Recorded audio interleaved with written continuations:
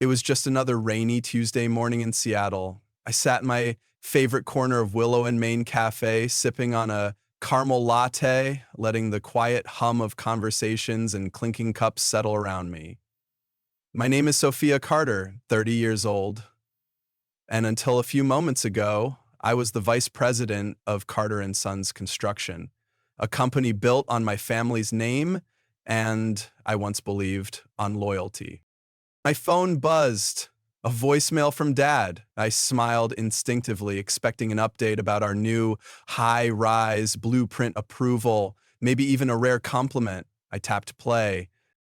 "You're out of the company, Sophia. Your position has been filled. Don't come to the office. Don't call back." 15 seconds. That's all it took. No explanation, no warning, no goodbye, just gone. 7 years of sacrifice, every sleepless night perfecting supply chains, every blueprint revision, every win. I was erased. I stared blankly at the phone, pulse steady, breath shallow. Around me, the world continued like nothing had changed. The barista called my name. I didn't move. I picked up my phone, opened the message app, and typed one word: understood. That was the moment everything ended, or maybe, just maybe, it was when everything truly began. I was born into blueprints and the smell of fresh-cut lumber. My earliest memories aren't of cartoons or playgrounds, but of being perched on my father's shoulders at construction sites, watching him gesture toward rebar and foundation walls, explaining how a structure stands. "Everything needs a solid base, Sophia," he used to say, pointing at concrete footings like they were sacred. Back then, I thought my dad, Robert Carter, was the strongest man alive. Maybe I still do, in some conflicted corner of my heart. By age 10, I could name every tool in his belt. By 14, I was helping Mom with invoicing during school breaks. Our family company, Carter & Sons Construction, was as much my home as the house we lived in. There was no question of whether I'd join the company. It was simply a matter of when. I went to the University of Washington, majoring in business administration and sustainable building design. I graduated magna cum laude, turned down offers from some of the most prestigious firms in the region, and came home. My father acted surprised but proud. "Are you sure, Sophia?" he'd asked, even as his eyes glistened. "These other offers are impressive." But we both knew I was never going anywhere else. He started me in project coordination, made it clear I wouldn't be getting any special treatment. I didn't want any. I came in earlier than everyone and left after dark. I worked every holiday season except Christmas. I learned to read people, foremen, vendors, clients. I learned how to fix a spreadsheet formula as easily as I could fix a broken fence panel. Dad once said, "You're the heart of this place now." I remember that day like it was tattooed in my bones. By 27, I was VP of Operations. Under my leadership, we expanded our portfolio into eco-conscious housing and sustainable commercial builds. I introduced LEED standards to our mid-range projects. Our revenue nearly doubled in 5 years. We won regional awards. We hosted design panels. But what mattered more than any of that was the quiet moment 6 months ago, when Dad handed me a golden shovel at the groundbreaking of our most ambitious project, the Evergreen Commons. "This one's your baby, Soph," he said to a crowd of partners, media, and our crew. "She's the future of Carter & Sons." I remember how the metal of that shovel warmed under my grip. I remember thinking, this is it. This is the moment I've been working toward. My mother, Evelyn Carter, was more private. She never got involved in day-to-day operations, but was the emotional anchor of the family. She kept holidays running, sent birthday cards to every employee's kid, and always made sure there was fresh coffee in the office kitchen. She was proud of me, though sometimes she looked at me with something close to worry. "Don't let the company be your whole life, sweetheart," she would say, brushing my hair back like I was still 12. Then there was my older brother, Caleb. Charming, persuasive, born to network, but never the detail guy. He worked in sales, often overpromising what our team could deliver. I was constantly cleaning up after him. Still, Dad always had a soft spot for Caleb. He's got vision, Dad would say, just needs time to ground himself. Despite Caleb's inconsistencies, Dad always spoke of us as co-inheritors. One day it'll be both of you, side by side. I believed that. I structured my life around it. Skipped vacations, postponed relationships, poured every ounce of my 20s into the Carter name. I even began to dream, beyond family legacy, of transforming Carter & Sons into a national leader in green construction.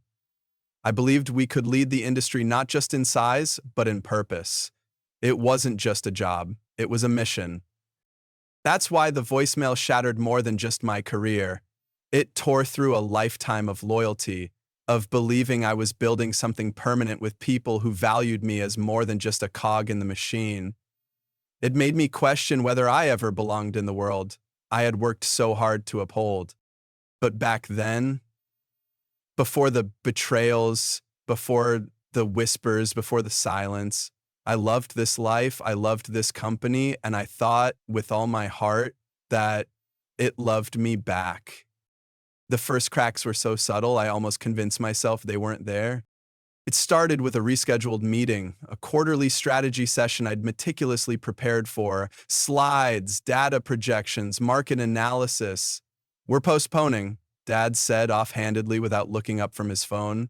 Something came up. No explanation, no apology. It was unlike him. Then I noticed the lunches. Caleb and Dad began meeting almost daily. Quiet, private, never on the shared calendar. I told myself it was bonding, something I had always encouraged, but when I'd approached, they'd pause mid-sentence, their smiles tightening. Just catching up, Dad would say, gesturing at an empty chair he never actually invited me to fill. Around that same time, a new presence entered the building, Harold Maxwell, a retired executive, old friend of my father's, and supposedly a strategic advisor. He had the look of someone rehearsed in corporate power plays, silver hair, polished shoes, easy grin. He set up shop in the conference room and began reviewing operations, as Dad phrased it. I was never included in those reviews. Richard brings outside perspective, Dad said when I asked why I hadn't been consulted. He's not here to interfere, just to guide us through our next phase. But things started changing fast. The materials vendor I'd spent months vetting and contracting was dropped without warning. When I asked, I got vague answers about cost-benefit realignment.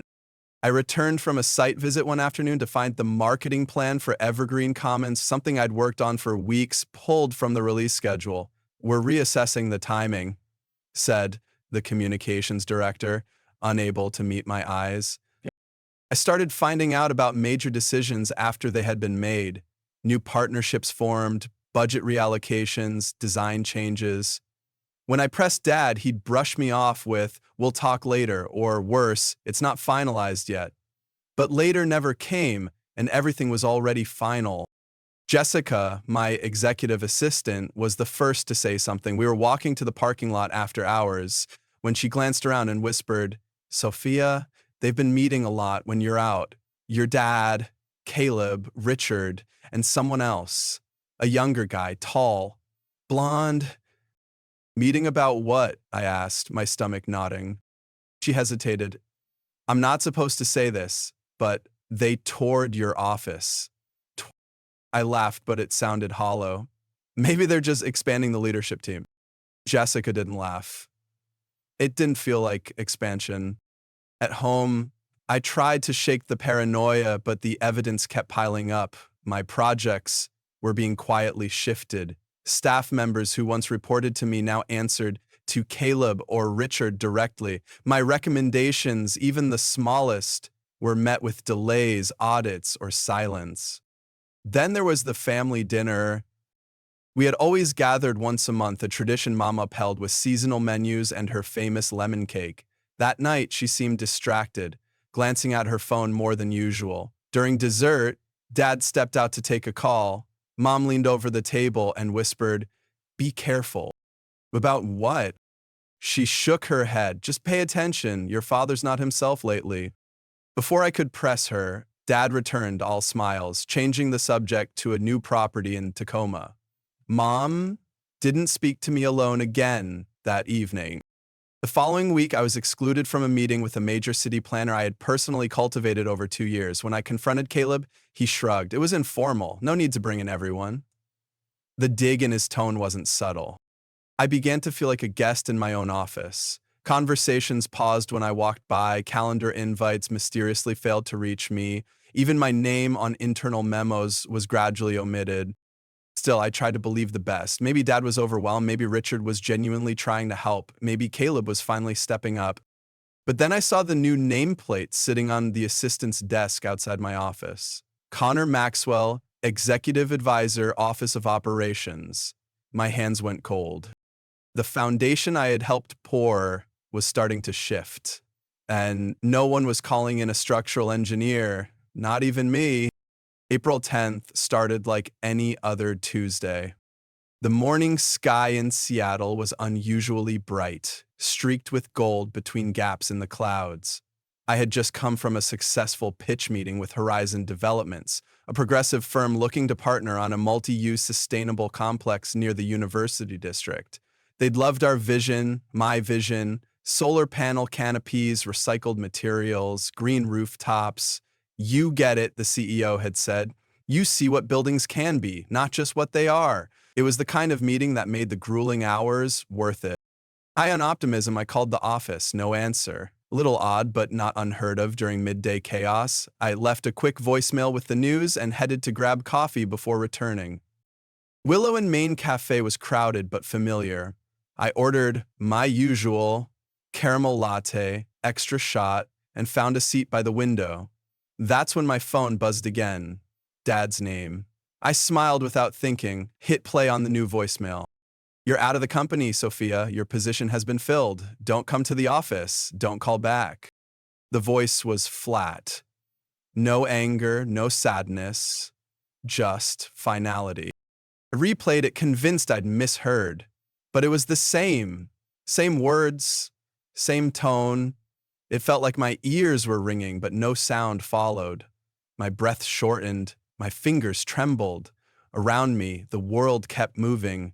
Baristas calling out orders, spoons clinking against mugs, laughter bubbling from a corner booth. I sat frozen, the voicemail echoing in my head. Don't come to the office. Don't call back. Your position has been filled. The only response I could summon was to open my phone and text back one word, understood. Not why, not what's going on, just understood. I left my untouched latte behind and walked into the rain. I don't remember the route I took, only that I drove past places I'd helped build. The Madison Lofts, where we'd installed salvaged wood from a century-old barn. The West Pine Community Center, which won a regional innovation grant. Each building like a scar. Proof I'd been there. Once. When I finally reached home, I sat in the silence of my apartment. Then I tried logging into the company server. Access denied. My email? Locked out. My corporate credit card? Declined. I drove to the office and tried my key card. It didn't work. It was as if I had never existed.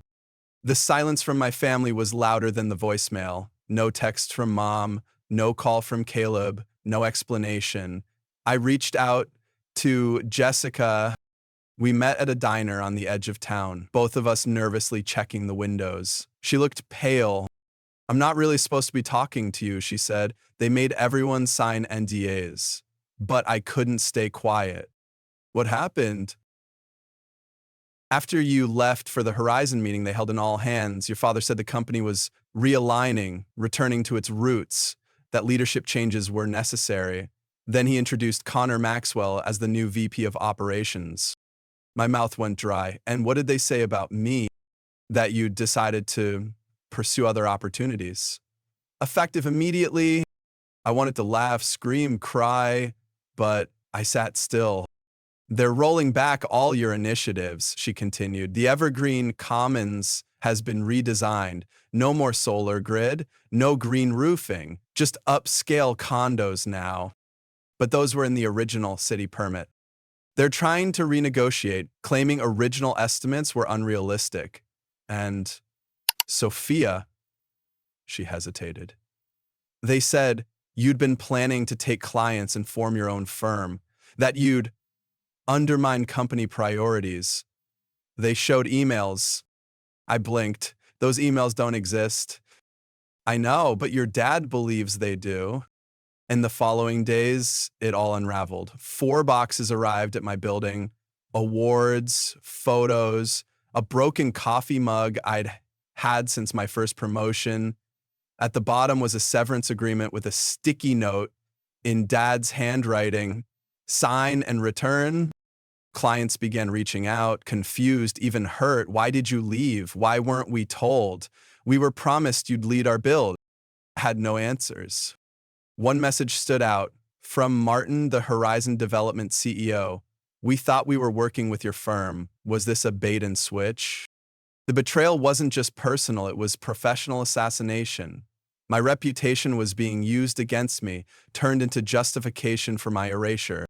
I consulted a lawyer. The employment contract I'd signed years ago gave the board full authority. My father, with majority shares, had every legal right to remove me. The non-compete clause would bar me from working with any of our clients for 2 years. But there's got to be something, I argued. You trusted them completely, the lawyer said. They used that trust.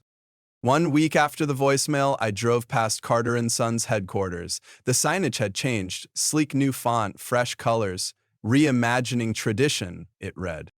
I wasn't part of that tradition anymore. That night, I didn't sleep.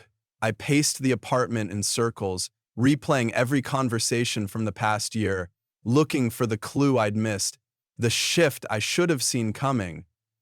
I opened old emails, scanned texts from Dad and Caleb, stared at photos of our team celebrating project milestones.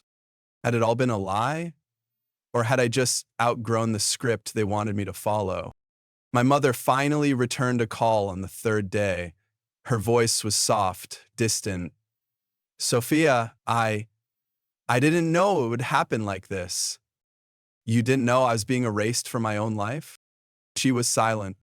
I gave everything, Mom, everything. And he couldn't even look me in the eye. He was scared, she whispered. He thinks you've changed. He's right, I said. I grew, and apparently that's unforgivable. I hung up. There was no fight, no confrontation, just a clean, calculated removal, as if my existence had been the problem all along. And somehow, the most painful part wasn't the betrayal, was realizing that they never saw me as irreplaceable. They saw me as disposable. The days after the voicemail blurred into each other like rain on a windshield. I barely ate, I barely slept. I didn't return calls or messages, not from clients, not from friends. I stared at my apartment ceiling until the early hours, imagining alternate versions of my life, ones where I'd accepted that job offer in San Francisco, or gone back for a second degree, or never returned to Carter & Sons at all. Each morning, I woke up hoping it had all been a bad dream, but reality greeted me with silence. My work email was still locked. My phone didn't ring. The world kept turning, but my axis had collapsed. I tried to pull myself together, to function. I put on real clothes one day, determined to run errands. At the cafe, I reached for my company card by force of habit. Declined. The barista didn't blink, but I felt every eye on me, even if it was just my imagination. I fumbled through my wallet and paid cash. I walked out shaking.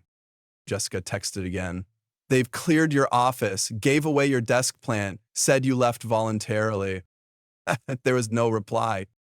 By the second week, the boxes in my apartment still sat unopened. A courier had delivered them like they were legal evidence. I finally opened them out of necessity. My laptop charger was in one.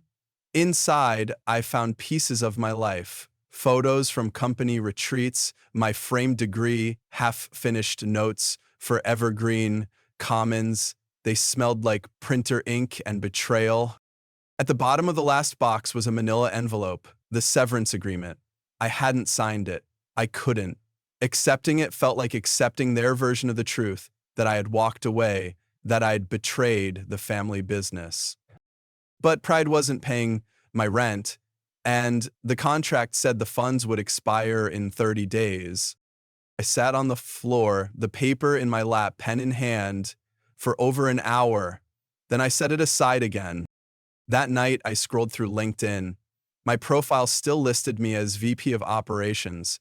I clicked to update it, but couldn't find the words. I didn't know who I was without that title.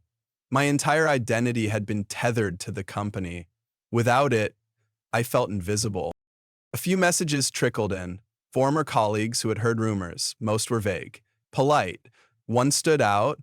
Heard what happened. You deserved better. No name. Just that. My apartment, once a haven, now felt like a tomb. I stopped turning on the lights. I slept with the TV on just for the noise. I thought about calling Caleb, about screaming at him.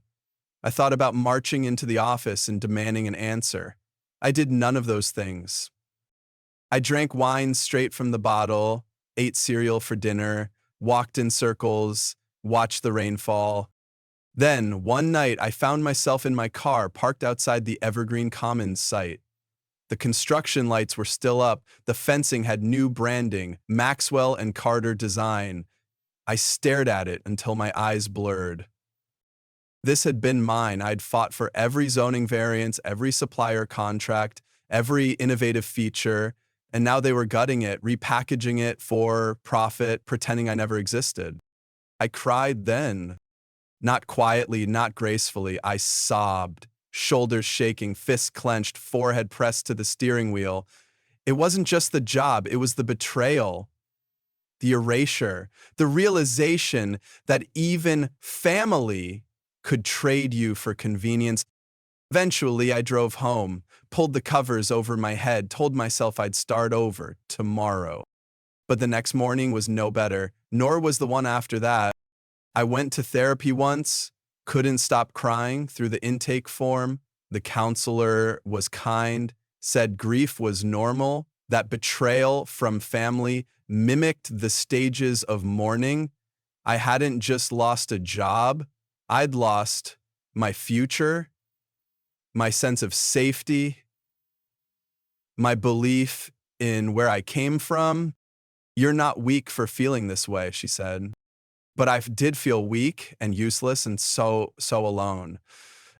Still, even in that darkness, a tiny ember refused to die out. I started journaling, not publicly, just for me.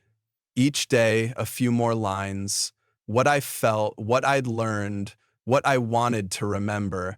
Not everything was coherent, some pages were just scribbles, but writing reminded me I still existed. One entry simply read, "They took my title, not my talent." I didn't believe it yet, but I wanted to, and maybe that was a start. The first sign of recovery came unexpectedly, like a faint breeze after a long storm. It was a Wednesday afternoon, and I was sorting through a pile of unopened mail when I found an envelope with a return address I recognized: Walsh Community Developments. Catherine Walsh, the CEO, had been a partner on one of our earlier sustainability projects. She was sharp, no nonsense, and cared deeply about affordable housing. Inside was a handwritten note. "Call me when you're ready. We have a new project, and I need someone who understands more than just numbers." I stared at the message for a long time. It wasn't a job offer. It wasn't a pity gesture. It was a lifeline. Still, I hesitated. I drafted emails I didn't send, practiced phone calls I never made. But the thought of sitting in silence for another week was worse. So I called her. Catherine picked up on the second ring. "Sophia Carter, I was starting to think you'd fallen off the planet." "Fell, crawled, stayed there for a while," I said. She laughed. "Well, it's time to get back up. I have a contract community center in Northgate, Tight budget, strict sustainability goals, cities breathing down our necks. I need someone who gets it. I'm still under non-compete. I had it checked. This project doesn't conflict. We're in different sectors. You'd be a consultant, not an employee. Consultant. The word sounded like freedom. Within a week, I signed a short-term agreement and joined their design meetings. The pay was modest, but the emotional payoff was enormous. For the first time in weeks, I woke up with purpose. I threw myself into the work, researched alternative materials, created layered plans that could meet performance goals without breaking the bank, and even sat in on tense city council discussions. I felt useful again, respected, not as the daughter of someone powerful, but as someone who knew her stuff. More importantly, I started thinking beyond the present. One night, while reviewing specs at my kitchen table, I scribbled a name in the margin of my notebook: Green Horizon Consulting. What if I didn't need another company? What if I built my own? I knew sustainability, I knew construction, I knew how to lead, and I knew there were smaller firms out there like Catherine's companies that wanted to go green but didn't have in-house expertise. I could be that bridge. The idea took root. I researched LLC requirements, bought a domain, sketched logo ideas. By the time Walsh's community project broke ground, I had filed my paperwork. Green Horizon Consulting was born.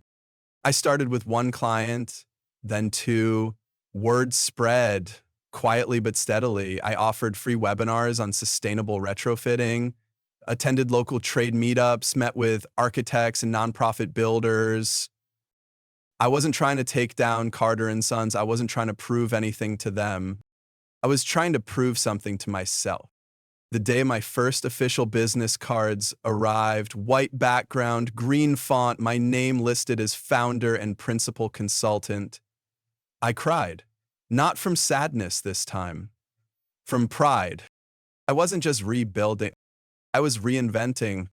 One morning, I walked past the construction site for Walsh's Northgate project. Framing was going up. The steel glinted in the sunlight. It wasn't the biggest job I'd ever managed, but it felt like the most meaningful. I pressed my hand against the scaffolding, closed my eyes, and whispered, "Still standing." That night, I journaled, "Legacy isn't what you inherit, it's what you build." For the first time in months, I believed it. 3 months later, Green Horizon had secured 5 contracts, 2 with small firms, 1 with a nonprofit, and 2 city-linked developments requiring energy compliance certifications. I hired a part-time assistant, then a junior analyst. We worked out of my apartment at first, but soon moved into a co-working space filled with other fledgling founders chasing big dreams. We weren't building skyscrapers. We were building resilience, one sustainable solution at a time. Clients came not just for my knowledge, but for how I listened, how I understood constraints and translated them into design, not compromise, but creativity. I taught myself marketing basics, negotiated vendor contracts, and even took a crash course in grant writing. For the first time in my career, every success felt purely mine. I also began hearing whispers. Carter and Sons was struggling with project delays, permit issues, and rising costs. Their luxury-focused shift wasn't yielding the expected returns. Caleb had been promoted, then quietly sidelined. Connor Maxwell's name no longer appeared on their website. I didn't feel triumphant, just free. Sometimes people would ask why I left Carter and Sons. I always gave the same answer. I didn't leave. I was given a chance to begin again. Because that's what it had become. Not exile, not revenge, but rebirth. And I intended to make the most of it. Exactly 1 year after I was fired by voicemail, I stood in a packed ballroom at the Pacific Northwest Sustainable Design Awards, gripping a glass plaque engraved with my company's name, Green Horizon Consulting.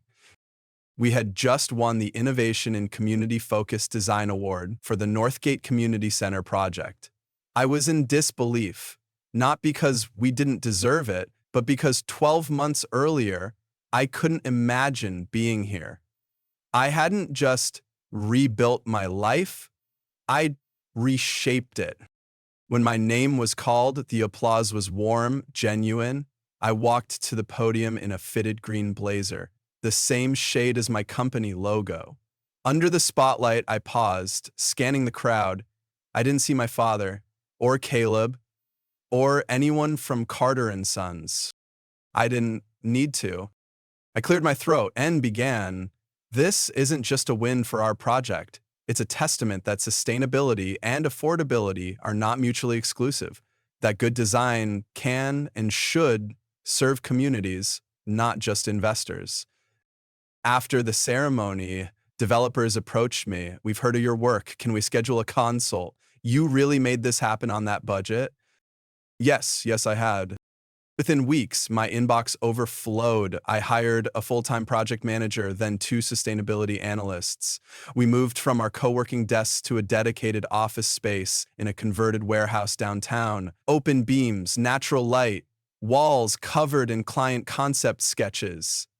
I called it the Vision Lab. Then the phone rang. My mother. "Your father's had a heart episode," she said quietly. "He's stable, but he's asking for you." Sat down, heart pounding. I hadn't spoken to him since the day he removed me from everything I'd built. When I arrived at the hospital, he looked small in the bed, pale, fragile. My mother sat beside him, holding his hand. Caleb wasn't there. He opened his eyes when I stepped in. "Sophia," he said, voice cracked. "You came." "I didn't come for closure," I said. "I came for answers." His gaze was heavy with regret. "I made a mistake. I let the wrong people steer the ship. Richard used me. He said you were planning to take over, that you'd destroy the foundation." "I was trying to evolve it," I said, "to protect it." He nodded. "I see that now. I just didn't want to face the truth, that the company needed your vision more than it needed my name." There was silence between us, but it wasn't hostile. It was space, room to breathe. "I'm stepping down," he said. "The board is in disarray. Caleb's in over his head. The Maxwell deal fell apart. We're hemorrhaging clients. We need help." "You had my help," I said quietly. "And you threw it away." "I know." He looked down. "If there's any chance, you'd consult, just consult. On one of the legacy projects, it might help steady things." I didn't answer immediately because part of me wanted to say yes to prove I was the better leader, but the wiser part of me knew this wasn't about revenge. It was about standards. "I'll review the project," I said, "if it aligns with my principles, but I'm not coming back." He nodded. "That's more than I deserve." He was right. 2 months later, Green Horizon Consulting was contracted to advise on redesigning the failing luxury redevelopment that had replaced my Evergreen Commons blueprint. Ironically, the city required the original sustainability promises to be reinstated, something Carter and Sons could no longer deliver without me. I walked the site with my new team, wearing a hard hat with my company's logo. The irony wasn't lost on me. Caleb avoided my eyes during the walkthrough. The young site manager whispered, "They say you designed the original, that it was better." I smiled faintly. "Let's see what we can salvage." We didn't just fix the project, we transformed it. Reintroduced passive design systems, partnered with a local solar panel nonprofit, created community access green spaces. At the ribbon-cutting ceremony, I didn't take the stage. I stood beside my team and clapped. I didn't need the spotlight. The work was enough. Later, the mayor pulled me aside. "You should add credit from the start. Everyone knows this is your design at its heart." I shrugged. I've learned credit comes in many forms. By the end of that fiscal year, Green Horizon had surpassed $1 million in revenue. We'd consulted on 8 projects and had 3 more in the pipeline. We were booked solid for the next year. I was no longer rebuilding. I was leading, and I did it without sacrificing my values or begging for validation or clawing my way back to something broken. I built something better. That was my revenge, and it was quiet, sustainable, and unstoppable. Months later, I was invited to speak at a national green architecture conference. The panel was titled Redefining Legacy in Sustainable Design. I stood among founders, academics, and activists sharing lessons learned, not about betrayal, but about clarity, ethics, and starting from zero. When I finished, a young woman approached me. "I've followed your journey. You made me believe I could leave my family firm and do it my own way." That, more than any award, more than any financial milestone, was the moment I knew I had truly won, not with vengeance, with vision. And now, wherever I go, construction site, conference stage, or community meeting, I wear a simple pin on my jacket, a tiny green horizon line, a reminder of where I began and how far I've come. Exactly 1 year after I was removed from the family business by voicemail, Carter and Sons faced a storm of consequences. The company that once stood as a legacy of pride and power was now under intense scrutiny from regulators, struggling to keep its remaining projects afloat. The Evergreen Commons redevelopment, which had once been my vision, was now delayed, stripped of its original sustainability features, and entangled in lawsuits for breach of environmental commitments. My father, Mr. Carter, resigned from active leadership after a second heart incident and increasing pressure from investors. It was said he rarely visited the office anymore, and when he did, his presence was more ghostly than commanding. Caleb, my brother, was removed from his executive role after several critical failures in project management, including cost overruns, vendor disputes, and staff resignations. Richard Maxwell, the so-called expert consultant who orchestrated my ousting, was exposed for financial manipulation and conflict of interest. His son, Connor, who had taken my former position, quietly stepped down after failing to deliver even a single successful initiative. Last I heard, he was working in mid-level operations at a small real estate firm. None of this brought me joy. I didn't smile at their downfall, nor did I feel vindicated watching them collapse under the weight of their own choices. But I did recognize that the universe has a way of restoring balance. The same structures they used to push me out, secrecy, manipulation, pride, became the very tools of their unraveling. As for me, Sophia, the daughter, once cast aside without a conversation, I found my own path. Green Horizon Consulting, the firm I started from my one-bedroom apartment, had now expanded into a team of passionate professionals. We had advised on 15 successful projects, each one guided by the principles I once fought to bring into the Carter family business: integrity, sustainability, and community-centered design. I had been invited to speak on global panels, I had been recognized with industry awards, but more than that, I had been contacted by dozens of young professionals, especially women, who said, "You gave me the courage to walk away from what no longer valued me." Through the silence that followed my fall, I had time to listen, to learn, to rebuild not only a business, but also my understanding of what strength really means. I learned that resilience is not about pretending everything is fine, it is about showing up when nothing is. I learned that walking away is not weakness. Sometimes it is the only path towards something honest. I learned that being removed from a legacy doesn't make you any less worthy. It simply gives you the chance to build one of your own.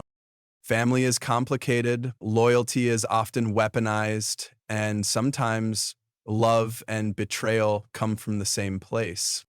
But even in that complexity, there is clarity to be found.